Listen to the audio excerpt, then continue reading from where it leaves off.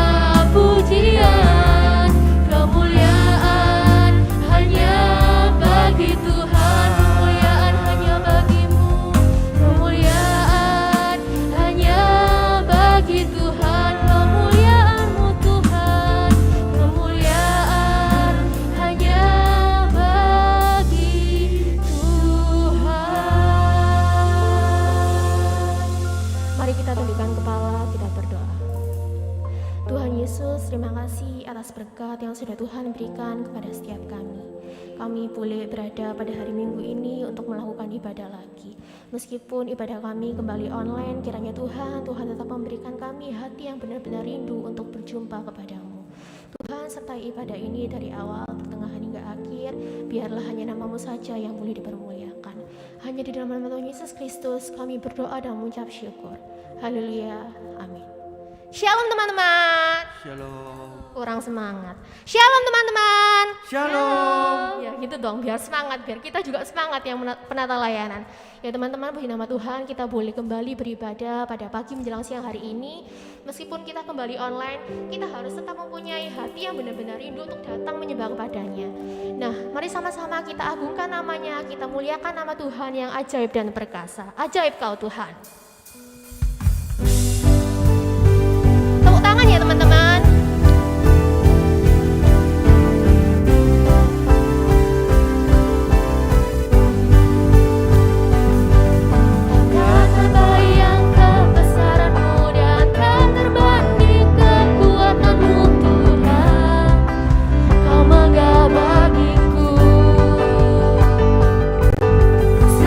Jiwa dan pengharapan telah ku serahkan untuk rencanamu Tuhan, Kau Raja atasku.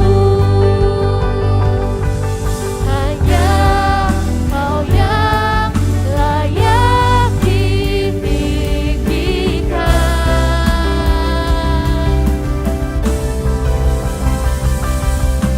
Ajaib Kau Tuhan, agung dan perkasa,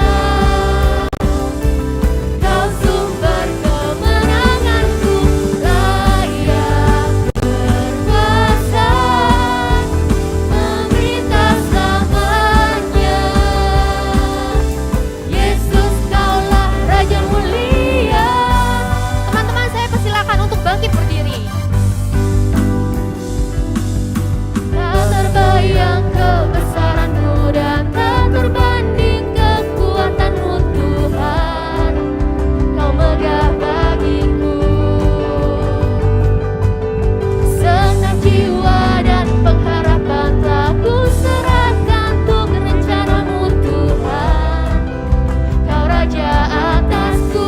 Say hanya Kau Tuhan, hanya Kau yang layak ditinggikan. Oh ajaib Tuhan, ajaib Kau Tuhan, agung dan perkasa, Kau sumber kemenanganku, layak berkuasa, memerintah selamanya. Yesus, Kaulah Raja mulia. Ajaib Kau Tuhan, agung dan perkasa, Kau sumber kemenanganku, layak berkuasa, memerintah selamanya. Yesus, Kaulah Raja mulia. Say Raja mulia, Raja mulia. Puji nama Tuhan, kita mempunyai Tuhan yang begitu ajaib atas kehidupan kita. Nah teman-teman, sebelum kita menaikkan beberapa doa syafaat pada pagi hari ini, mari sama-sama kita kembali siapkan hati dan pikiran kita untuk datang berdoa kepada Tuhan. Mari kita mengangkat satu pujian yang mengatakan, Bapa Surgawi.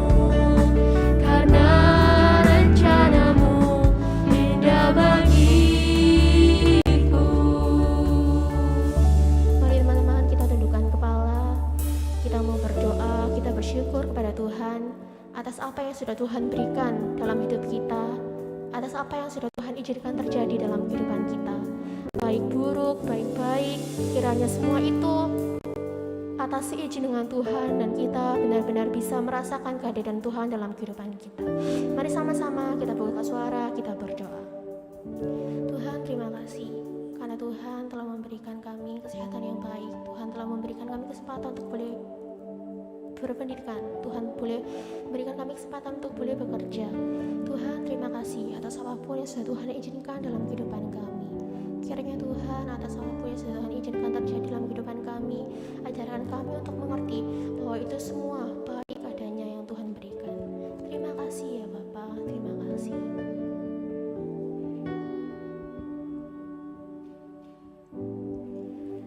Teman-teman, selanjutnya mari kita berdoa untuk pandemi COVID-19 ini yang saat ini sedang marak-maraknya lagi terjadi.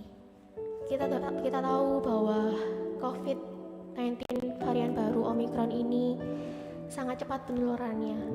Kita berdoa sama-sama sehingga kita boleh dijauhkan dari adanya penyebaran COVID ini.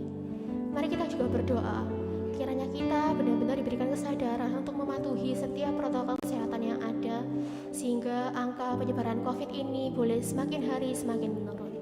Mari sama-sama kita bawa suara, kita berdoa. Tuhan, terima kasih. Tuhan telah mengizinkan kami untuk merasakan pandemi COVID-19 ini. Tuhan, di tengah-tengah pada pagi hari ini kita merasakan bahwa angka penyebaran COVID ini semakin hari semakin naik. Namun Tuhan, kami percaya tiada yang mustahil bagi Engkau. Tuhan, tolong berikanlah kami kesadaran untuk mematuhi setiap protokol kesehatan yang ada, biar semakin hari angka penyebaran COVID ini boleh menurun dan Tuhan terus berikan kami kesehatan agar kami tidak menjadi penular atau bahkan ditulari oleh penyebaran COVID ini. Terima kasih ya Bapak, terima kasih.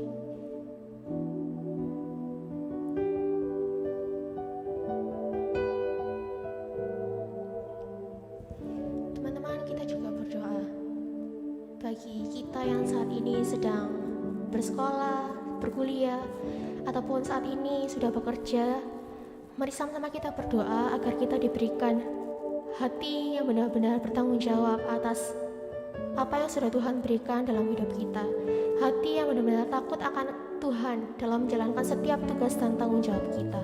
Mari sama-sama kita berdoa bagi mungkin kita yang saat ini akan menghadapi ujian. Kita berdoa agar kita diberikan kerajinan, kita diberikan akal budi daripada Tuhan, sehingga kita boleh benar-benar menyelesaikan tanggung jawab kita ini dengan baik. Mari sama-sama kita berdoa, kita buka suara.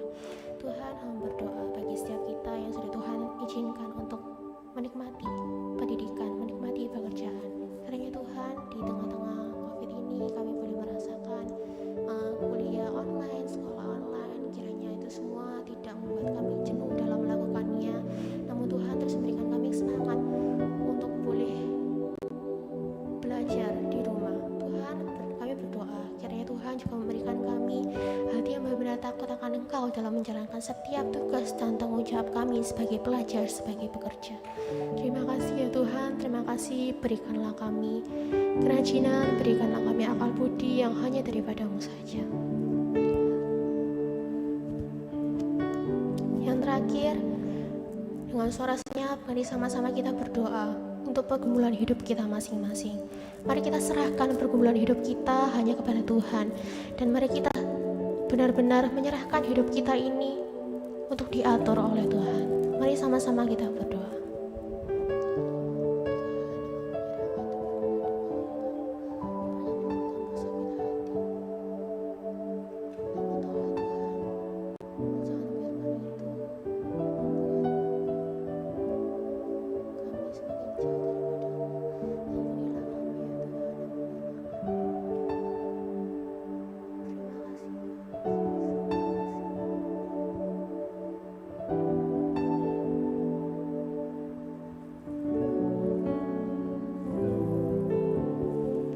Tuhan, inilah doa dan suara kami.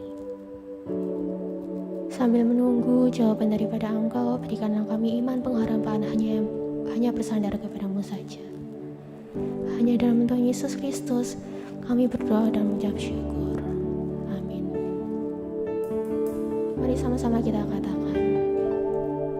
Semua yang terjadi di dalam hidupku, ajarku menyadari Tuhan selalu sertaku, beri hatiku selalu bersyukur padamu, karena rencanamu indah bagiku.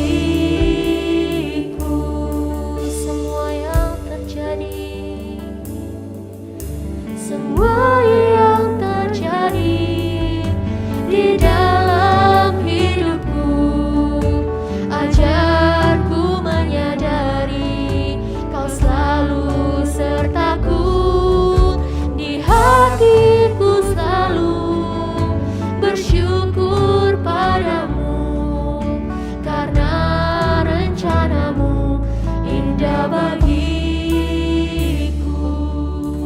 karena rencanamu indah bagiku.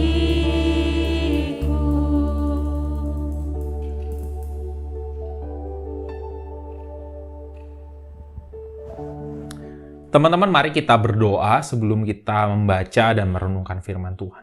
Mari kita tunduk kepala, kita berdoa. Tuhan Allah kami yang menciptakan langit dan bumi dan segala isinya. Tuhan Allah yang menciptakan kami, sekarang kami datang di hadapan-Mu. Kami mau membaca dan merenungkan sebagian dari firman-Mu. Kiranya Tuhan yang memimpin setiap kami untuk bisa memahami apa yang menjadi isi hati Tuhan. Dan bimbinglah kami untuk bisa melakukannya dalam kehidupan kami. Dan kiranya Tuhan juga memimpin hamba-Mu yang akan memaparkan firman Tuhan. Kiranya Tuhan memberi hikmat, bimbingan agar dia bisa menyaparkan dengan baik. Terima kasih ya Tuhan, kami serahkan untuk pemberitaan, penjelasan firman Tuhan pada pagi hari ini ke dalam tangan-Mu. Hanya di dalam nama Tuhan Yesus Kristus kami berdoa. Amin. Teman-teman, hari ini pembacaan kita terambil dari Lukas, pasal yang ke-6, ayat 43 sampai 45. Saya akan bacakan untuk teman-teman semua. Karena tidak ada pohon yang baik yang menghasilkan buah yang tidak baik, dan juga tidak ada pohon yang tidak baik yang menghasilkan buah yang baik.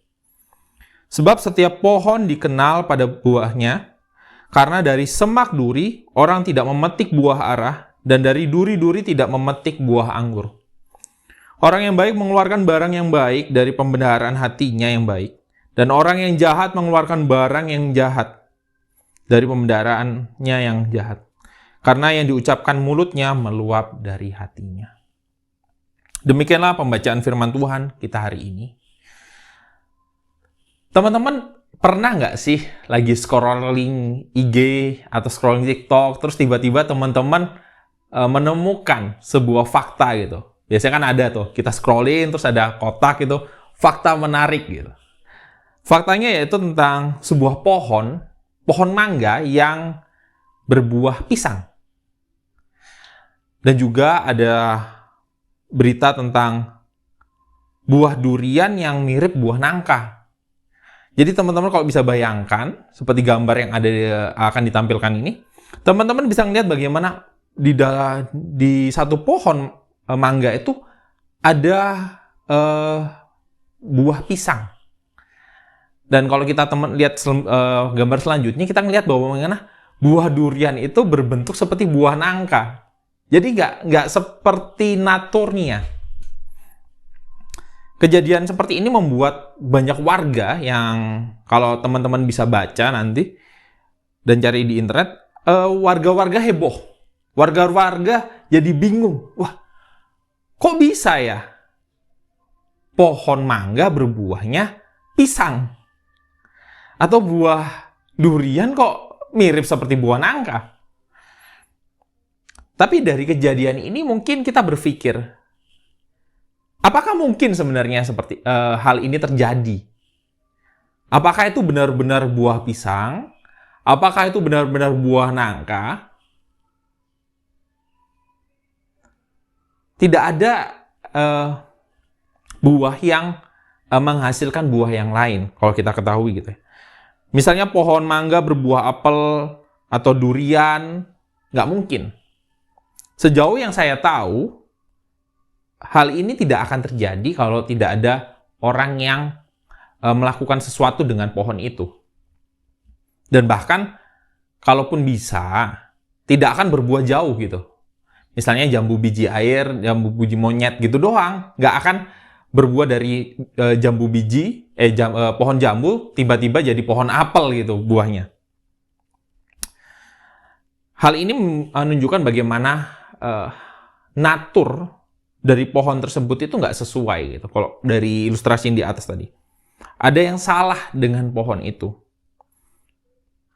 Kita tahu bahwa setiap buah yang dihasilkan dari sebuah pohon itu tergantung dari jenis pohonnya. Kalau pohonnya pohon durian, ya tentunya buahnya buah durian. Kalau pohonnya pohon apel, ya tentunya buahnya buah apel. Dan nggak akan bisa berbuah yang lain. Natur dari sesuatu yang keluar atau tumbuh itu berasal dari dalamnya, dasarnya, atau akarnya. Dan hal ini juga yang sama terjadi dalam hidup kita. Setiap tindakan kita, setiap perkataan kita, semuanya bersumber dari dalam diri kita. Bisa seperti hati, keinginan kita, hasrat kita,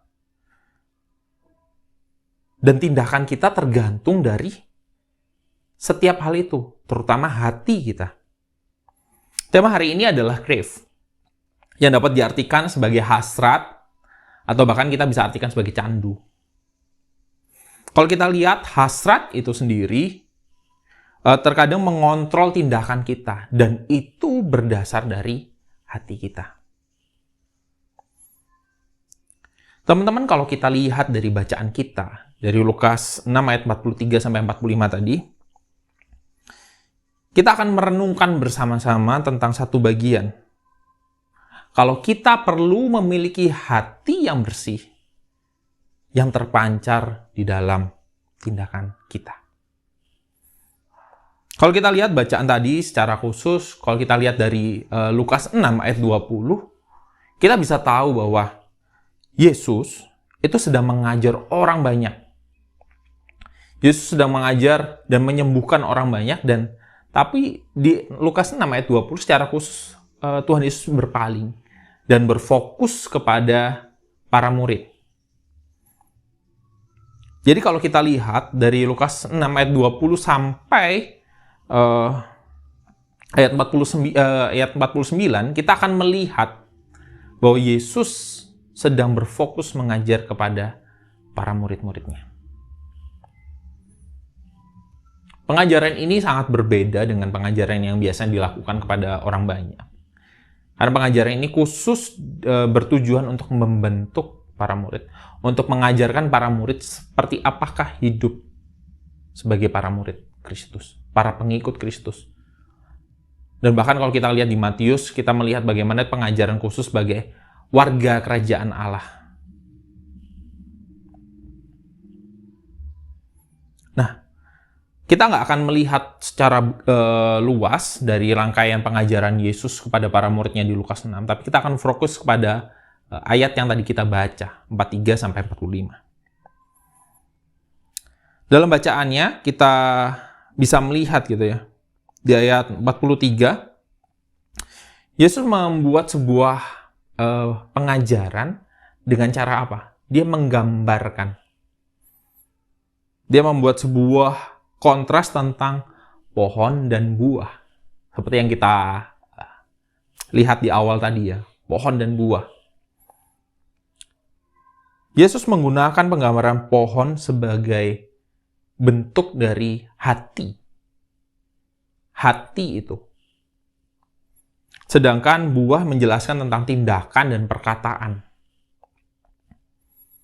Yesus mulai dengan menjelaskan tidak ada sebuah pohon yang baik akan menghasilkan buah yang tidak baik. Dan berlaku sebaliknya. Tidak ada sebuah pohon yang tidak baik yang akan menghasilkan buah yang baik. Kalau teman-teman berpikir gitu, apa ya maksud Tuhan Yesus mengajarkan tentang pohon yang tidak baik tidak akan menghasilkan buah yang baik. Dan begitu sebaliknya.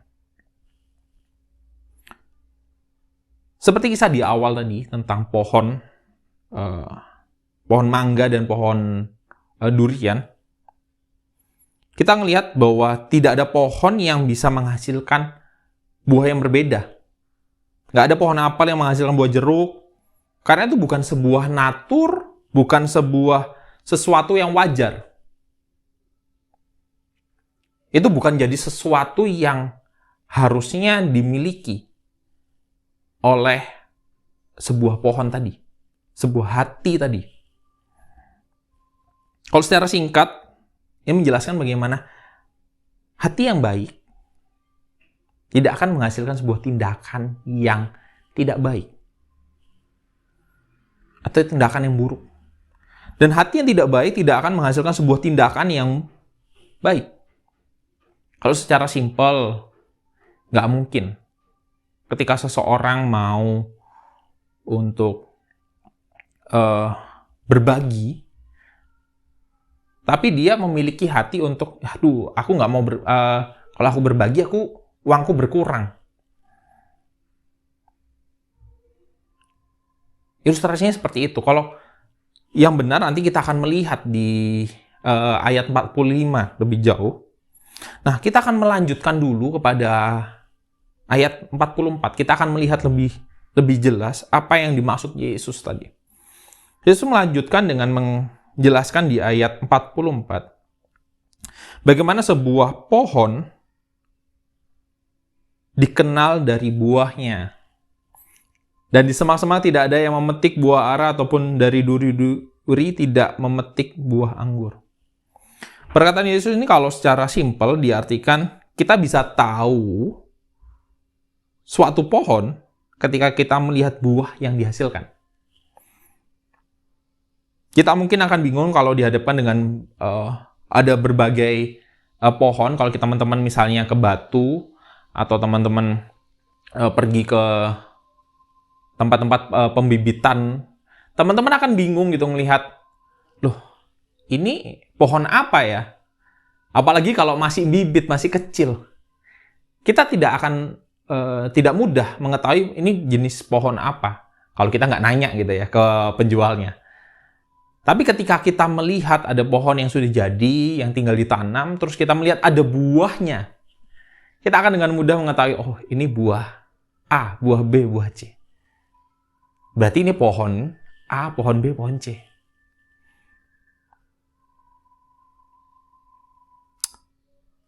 Kita akan mengetahui hati seseorang berdasarkan dari tindakannya.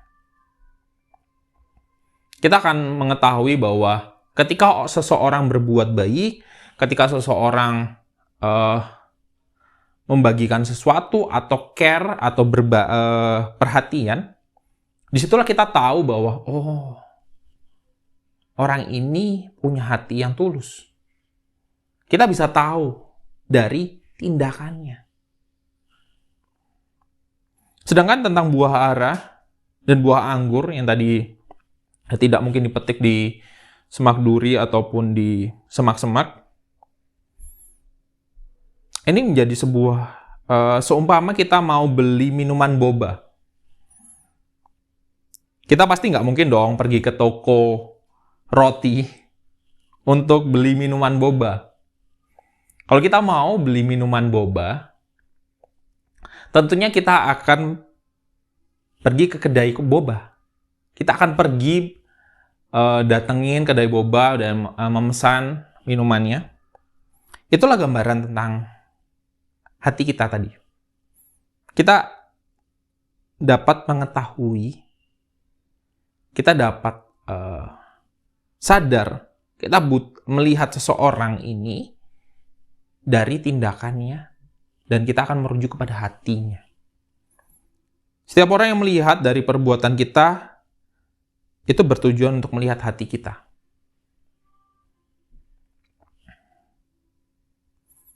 Nah, kalau kita melihat lebih jauh lagi di ayat 45, menjelaskan tentang natur yang benar sekaligus penjelasan dari ayat 44 tadi.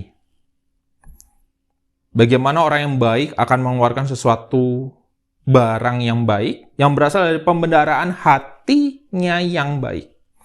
Dan berlaku juga sebaliknya. Bagaimana seorang yang tidak baik akan mengeluarkan sesuatu barang yang tidak baik yang berasal dari pembendaraan hatinya yang tidak baik. Ayat 45 dengan jelas menjelaskan bahwa jika orang itu memang adalah orang baik, dia akan memancarkan, dia akan melakukan sesuatu perbuatan yang baik. Dan kalau orang itu hatinya tidak baik, dia akan mengeluarkan barang ataupun melakukan tindakan yang tidak baik.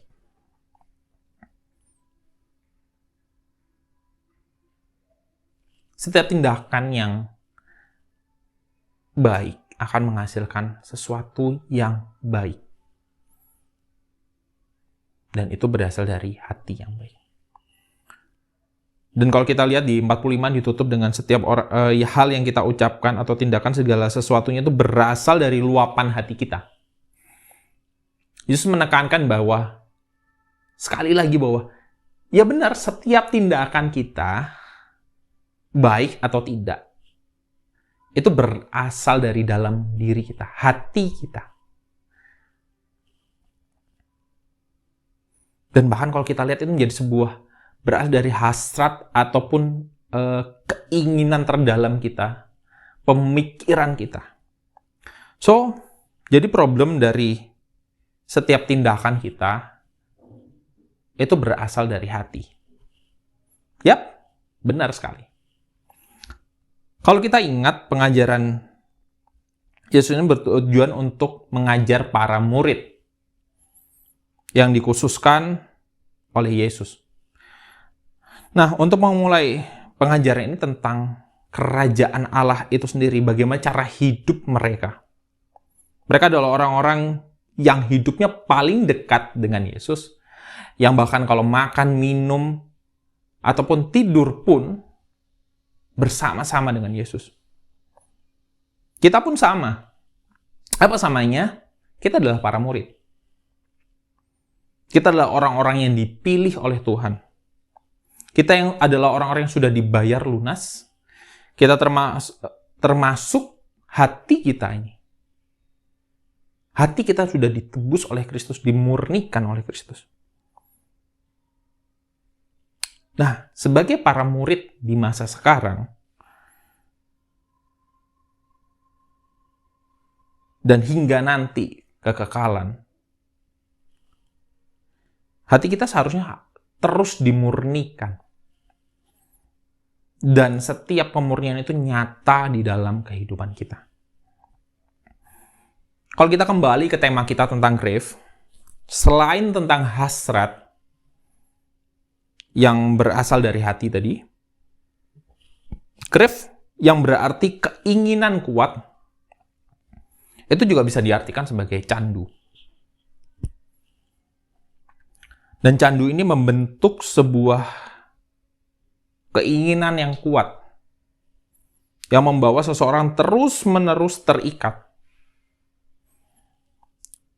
Misalnya, kecanduan belanja online, kecanduan gadget, candu sosmed,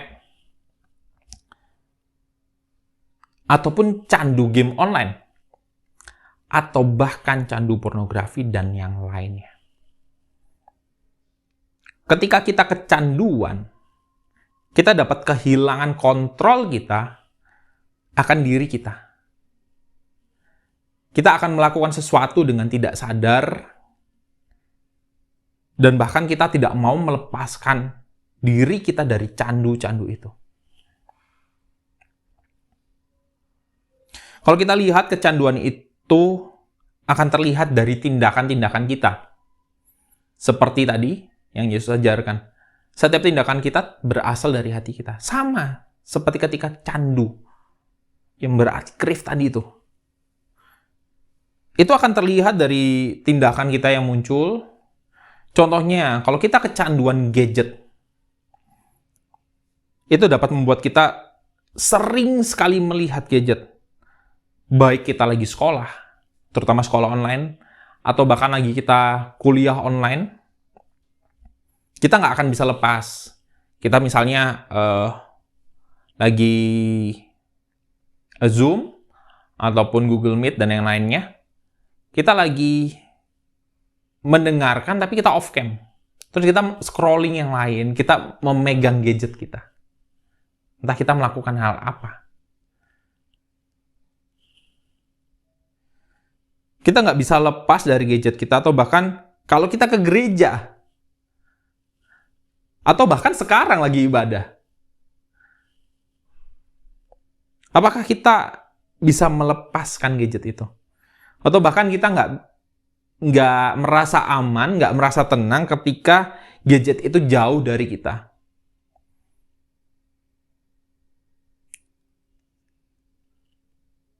5-10 detik atau 1 menit kita tiba-tiba ngecek HP kita, aduh ada yang hubungin nggak ya? Ada yang lagi nyariin aku nggak? Kita memiliki feel bahwa gadget kita itu berbunyi. Itu menjadi sebuah kecanduan kita akan gadget. Atau bahkan dengan game online atau sosmed, kita bisa scrolling, kita bisa bermain berjam-jam, hanya untuk memuaskan candu kita, hasrat kita. Kita nggak mau tertinggal sesuatu yang viral, atau kita ingin terus menemukan apa yang baru ya. Aduh, challenge yang ini baru, aku mau ikutin ah. Atau bahkan kalau kita candu game online, kita akan habis-habisan ngejar top rank, atau kita mengeluarkan dana kita, uang kita untuk jajan. Jajan apa? Jajan skin. Kita top up buat beli skin di Mobile Legends, Free Fire, atau PUBG, ataupun game yang lain. Atau bahkan kita top up Primo game untuk wish karakter dan weapon yang baru. Teman-teman, di sini perlu kita pahami, bukan berarti saya melarang teman-teman untuk gadget, sosmed, game online, ataupun yang lainnya gitu. Tapi yang mau saya tekankan di sini buat kita semua, kita perlu memiliki batasan. Kita tidak boleh terikat dengan setiap hal tadi itu. Terikat yang berlebihan. Dan itu membuat sesuatu yang buruk, yaitu candu tadi. Ingat, kecanduan itu berasal dari hati kita.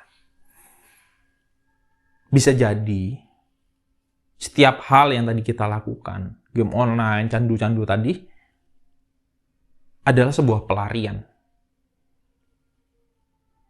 Adalah sebuah pelarian terhadap keinginan kita. Dan apa yang harus kita lakukan? Ya, disinilah kita perlu mengevaluasi tentang hati kita. Apakah hati kita ini adalah pohon yang baik atau pohon yang buruk? Dan apa yang dihasilkan dari pohon ataupun hati kita itu? Dan bahkan kalau kita pertanyakan, hati kita ini sedang tertuju kepada siapa?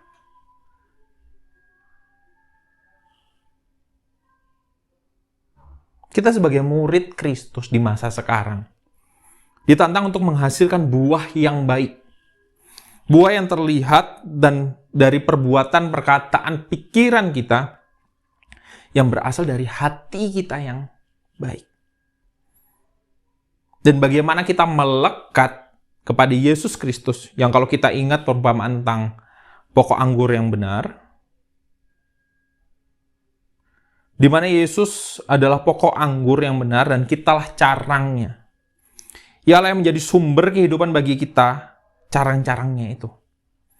Dan melalui kasih-Nya yang terbukti dalam perbuatan di atas kayu salib. Yang menunjukkan bagaimana hati-Nya tertuju kepada rancangan keselamatan dari Bapa untuk menebus kita, setiap orang yang berdosa. Seperti yang dikatakan di dalam 1 Petrus 3 ayat 18. Sebab juga Kristus telah mati sekali untuk segala dosa kita. Ia yang benar untuk orang-orang yang tidak benar, supaya ia membawa kita kepada Allah. Ia telah mati, menebus kita sekali untuk setiap dosa kita. Sehingga dia membawa kita ke hadapan Allah yang kudus itu. Dan dalam 2 Korintus 5 ayat 17, jadi siapa yang ada di dalam Kristus, ia adalah ciptaan yang baru, yang lama sudah berlalu, sesungguhnya yang baru sudah datang. Kita sudah menjadi ciptaan yang baru, kita sudah ditebus, kita adalah milik Kristus, kita bersama dengan Kristus. Dan inilah menjadi sebuah proses kita. Pemurnian hidup. Pemurnian hati. Di dalam masa penantian kita untuk kedatangannya yang kedua kali. Dan sebuah pemurnian itu akan kita kerjakan terus-menerus hingga akhirnya dia datang. Kalau secara simpel, pertanyaannya, apa yang perlu kita lakukan sekarang? Pertama, kita perlu membaharui hati kita di dalam Kristus. Tentunya, pembaharuan itu hanya bisa dilakukan dengan berdasar kepada firman Tuhan, yaitu Alkitab.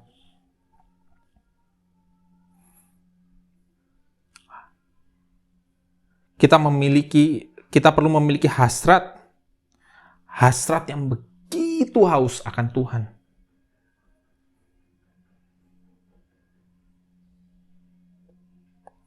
Hasrat yang tunduk di dalam kebenaran Allah. Hati kita dibawa kepada kehausan kita akan Allah, dan bahkan kalau bisa dikatakan jadi candu. Kita candu untuk merenungkan firman Tuhan. Kita candu untuk melakukan firman Tuhan di dalam kehidupan kita setiap hari. Kecanduan kita, kerinduan kita, hasrat itu menyatakan kasih Allah yang keluar dari kemurnian hati kita yang sudah ditebus.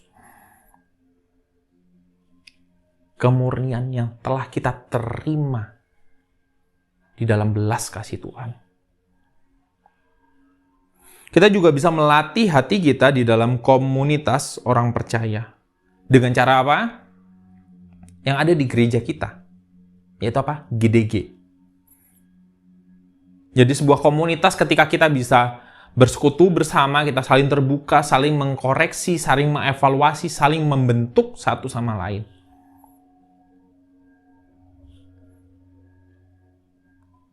Yang kedua dari ibadah. Persekutuan kita. Di mana kita bersama-sama datang, beribadah, memuji, memuliakan Tuhan. Kita benar-benar bersama-sama merenungkan. Dan bahkan kalau ada acara kita bisa melakukan firman Tuhan itu bersama-sama. Hal yang lain adalah pelayanan. Di dalam komunitas kita bisa melayani satu sama lain. Entah teman-teman jadi WL, atau jadi pengurus.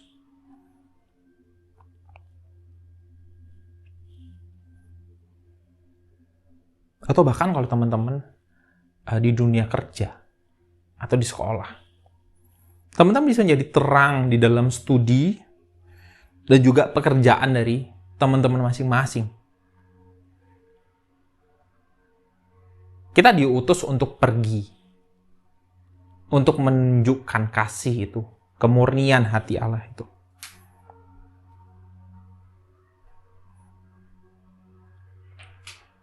Dalam komunitas kita menjadi pribadi yang setiap ucapan kita, tindakan kita bisa menjadi berkat. Contohnya, apalagi di masa online gini ya, teman-teman bisa menjadi berkat melalui apa? Ketika membuat komen, ketika membuat chat di grup chat, atau bahkan ketika ngepost atau membuat status, teman-teman perlu menjadi berkat. Tindakan itu perlu dilihat dari hati teman-teman. Apa tujuan teman-teman komen? Apa tujuan teman-teman ngepost? Apa tujuan teman-teman nulis di grup chat atau mengirim gambar atau video apakah itu menjadi sebuah batu sandungan yang dilihat orang, oh ini nggak baik nih. Teman-teman perlu lihat di dalam sebuah komunitas itu. Selain yang tadi pertama kita apa? Membaharui hati kita di dalam Kristus, di dalam pribadi kita. Yang kedua, di dalam komunitas kita. Semua ini terbentuk di dalam proses kita yang mau mengevaluasi kita. Dan yang terakhir, sebelum menutup ini, aku ingin teman-teman untuk merenungkan dan berdiam diri sejenak. Ya mungkin sekarang hanya 1-2 menit, tapi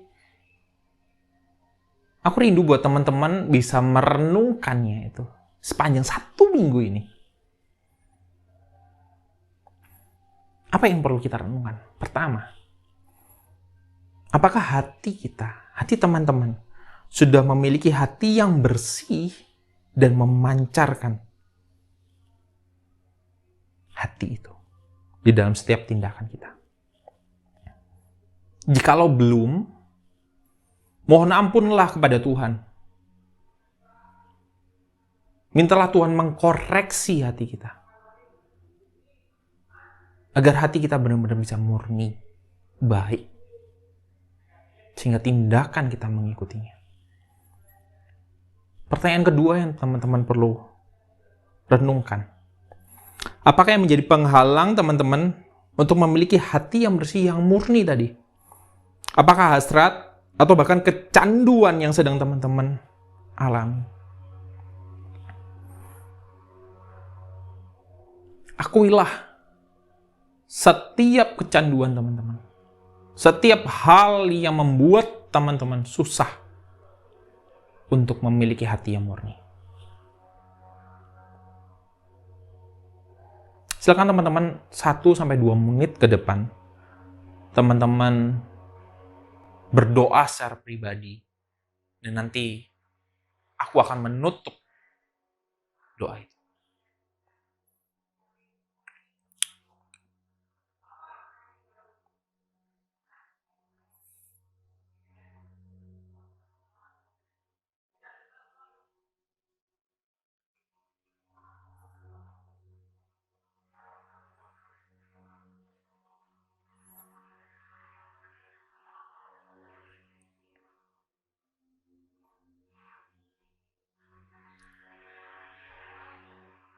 Tuhan Yesus, inilah kami, murid-murid-Mu. Inilah kami, anak-anak-Mu, anak-anak muda yang memiliki sebuah kerinduan untuk memiliki hati yang murni, hati yang bersih. Dan kami mohon jikalau kami belum memiliki hati yang murni, hati yang bersih, kami mohon Roh Kudus memurnikan hati kami. Pimpinlah kami. Ubahkanlah hati kami. Dan kalau perlu, hancurkanlah hati kami. Dan Tuhan bentuk kembali.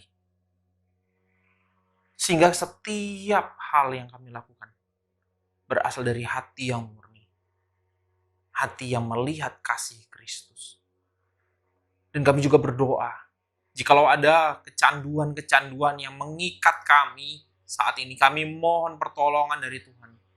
Kiranya Tuhan memutuskannya, sehingga kami bisa benar-benar terlepas dari kecanduan itu. Dan kami memohon setiap hal yang menjadi pengganggu agar kami bisa melihat kasih Kristus, hasrat kami akan Kristus. Kiranya Tuhan hancurkan. Dan secara khusus kami mohon kehidupan kami selanjutnya dalam tangan Tuhan. Biar kami bisa benar-benar menyatakan kasih Kristus melalui hidup kami, hati kami ini terpancar di dalam tindakan kami. Sehingga setiap orang yang melihat tindakan kami bisa melihat hati yang dipenuhi oleh kasih Kristus. Terima kasih ya Tuhan. Hanya di dalam nama Tuhan Yesus Kristus kami berdoa. Amin. Teman-teman, saya persilakan untuk bangkit berdiri. Untuk meresponi firman Tuhan, mari kita mengikrarkan pengakuan kita.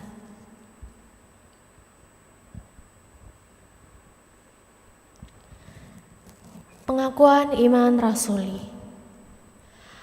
Aku percaya kepada Allah, Bapa yang Maha Kuasa, Khalik langit dan bumi, dan kepada Yesus Kristus, anaknya yang tunggal Tuhan kita, yang dikandung dari Roh Kudus, lahir dari anak darah Maria, yang menderita sengsara di bawah pemerintahan Pontius Pilatus, disalibkan, mati dan kuburkan, turun dalam kerajaan maut, pada hari yang ketiga, bangkit pula dari antara orang mati, naik ke surga, duduk di sebelah kanan Allah, Bapa yang Maha Kuasa, dan dari sana ia akan datang untuk menghakimi orang yang hidup dan yang mati.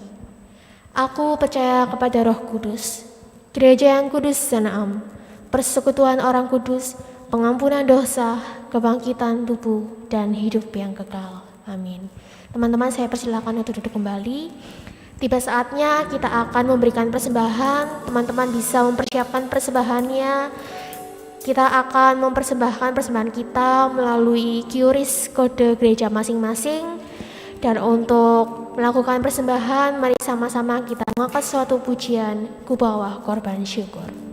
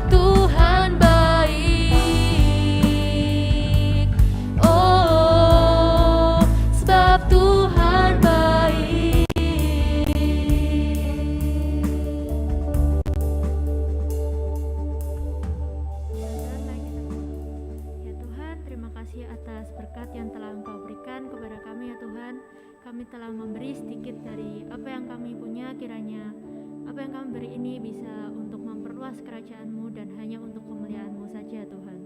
Terima kasih ya Tuhan, terima kasih. Dalam nama Tuhan Yesus kami telah berdoa dan mengucap syukur. Amin. Teman-teman, saya persilakan untuk kembali bangkit berdiri. Mari sama-sama kita kembalikan segala puji syukur kita hanya bagi Tuhan. Ku tetap setia.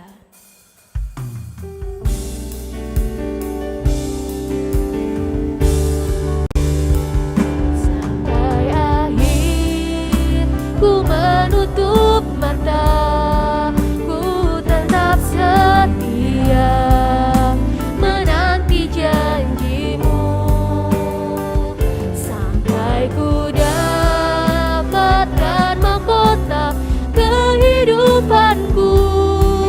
Ku tetap setia untuk melayani-Mu.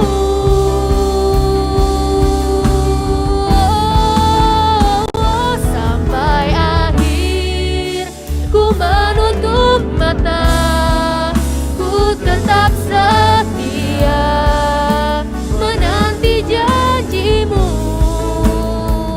sampai ku dapatkan mahkota kehidupanku. Ku tetap setia untuk melayani-Mu, sampai ku dapatkan, sampai ku dapatkan mahkota kehidupanku. Ku tetap setia untuk melayani-Mu.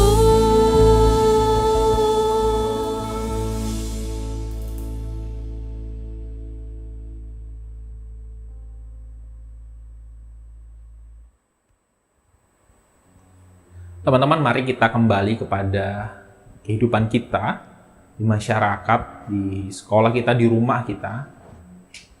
Dan marilah kita menerima berkat dari Tuhan bersama-sama. Kiranya Tuhan Allah yang menciptakan langit dan bumi dan segala isinya, dan di dalam Yesus Kristus Allahnya yang tunggal yang telah menebus kita, dan Allah Roh Kudus yang terus memimpin kita untuk berjalan, memurnikan hati kita, dan menunjukkan kasih kita di dalam pertolongan Tuhan saja, dari sekarang sampai selama-lamanya. Amin. Ku angkat